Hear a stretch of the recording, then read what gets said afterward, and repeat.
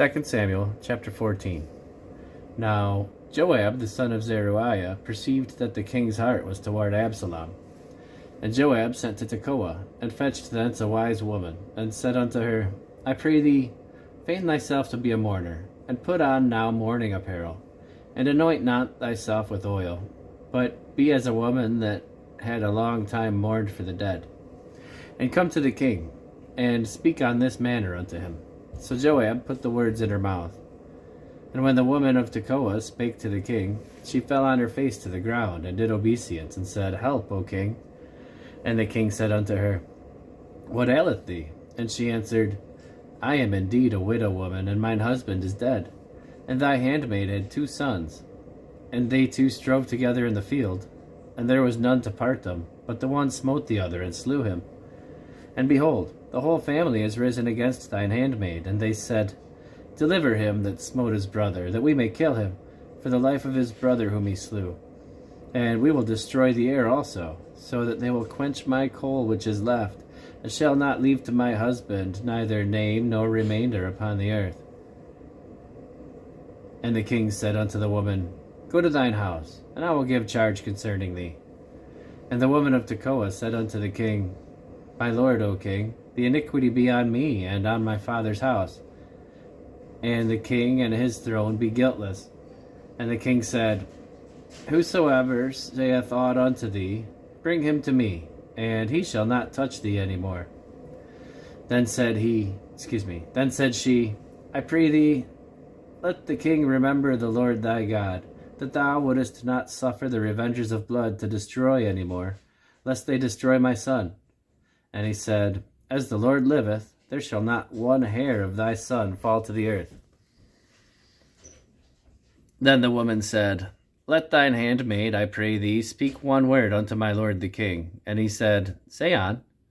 And the woman said, Wherefore then hast thou thought such a thing against the people of God?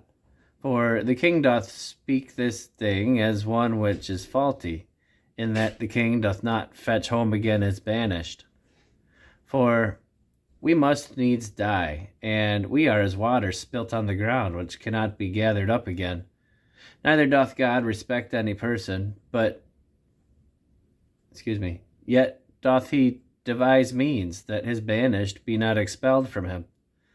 Now therefore, that I am come to speak of this thing unto my lord the king, it is because of the people have made me afraid.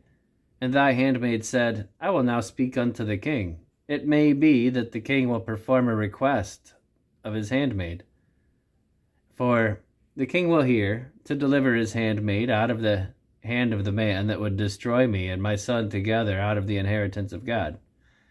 Then thine handmaid said, The word of my lord the king shall now be comfortable, for as an angel of God, so is my lord the king to discern good and bad. Therefore the Lord thy God will be with thee. Then the king answered and said unto the woman, Hide not from me, I pray thee, the thing that I shall ask thee. And the woman said, Let my lord the king now speak. And the king said, Is not the hand of Joab with thee in all this? And the woman answered and said, As thy soul liveth, my lord the king, none can turn to the right hand or to the left from aught that my lord the king hath spoken. For thy servant Joab, he bade me, and put all these words in the mouth of thine handmaid. To fetch about this form of speech hath thy servant Joab done this thing. And my lord is wise, according to the wisdom of an angel of God, to know all things that are in the earth. And the king said unto Joab, Behold now, I have done this thing. Go therefore, bring the young man Absalom again. And Joab fell to the ground on his face, and bowed himself, and thanked the king. And Joab said, Today thy servant knoweth that I have found grace in thy sight, my lord, O king, in that the king hath fulfilled the request of his servant. So Joab arose, and went to Geshur, and brought Absalom to Jerusalem. And the king said, Let him turn to his own house, and let him not see my face. So Absalom returned to his own house, and saw not the king's face. But in all Israel there was none to be so much praised as Absalom for his beauty. From the sole of his foot even to the crown of his head there was no blemish in him. And when he pulled his head, for it was at every year's end that he pulled it, because the hair was heavy on him. Therefore he pulled it.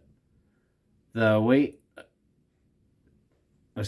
weighted the hair of his head at 200 shekels of the king's weight. And unto Absalom there were born 3 sons and 1 daughter, whose name was Tamar. She was a woman of fair countenance. So Absalom dwelt 2 full years in Jerusalem, and saw not the king's face. Therefore Absalom sent for Joab, to have sent him to the king. But he would not come to him. And when he sent again the 2nd time, he would not come. Therefore he said unto his servants, See, Joab's field is near mine, and he hath barley there. Go and set it on fire. And Absalom's servants set the field on fire. Then Joab arose and came to Absalom unto his house, and said unto him, Wherefore have thy servants set my field on fire? And Absalom answered Joab, Behold, I sent unto thee, saying, Come hither, that I may send thee to the king, to say, Wherefore am I come from Geshur? It had been good for me to have been there still. Now therefore, let me see the king's face, and if there be any iniquity in me, let him kill me. So Joab came to the king, and told him. And when he had called for Absalom, he came to the king, and bowed himself on his face to the ground before the king. And the king kissed Absalom.